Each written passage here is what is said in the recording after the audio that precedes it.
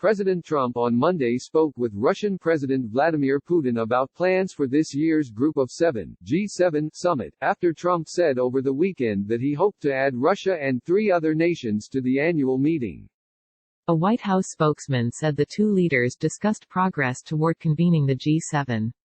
The Kremlin said in a separate statement that Trump told Putin about his idea of inviting Russia, Australia, India and South Korea to the annual G7 summit, which will be hosted by the U.S. Trump told reporters Saturday that he would postpone the G7, scheduled to take place June 10 to 12, until September or later and planned to invite the 4 additional nations to the summit.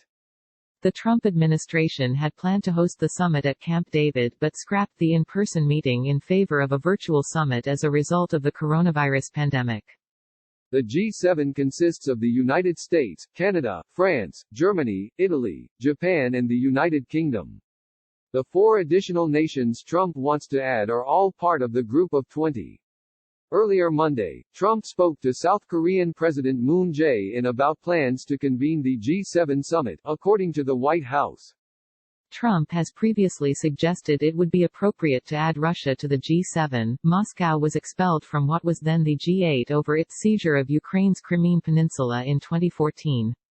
Canadian Prime Minister Justin Trudeau said Monday that Canada does not support Russia being added to the summit because Moscow continues to violate international law. Trump and Putin also discussed efforts to defeat the novel coronavirus and reopen their respective economies on Monday's call.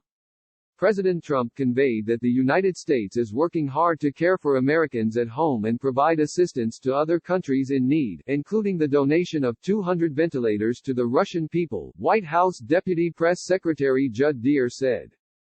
The Kremlin said the two leaders also discussed the OPEC Plus agreement on cuts to oil output. Updated at 4:07 p.m.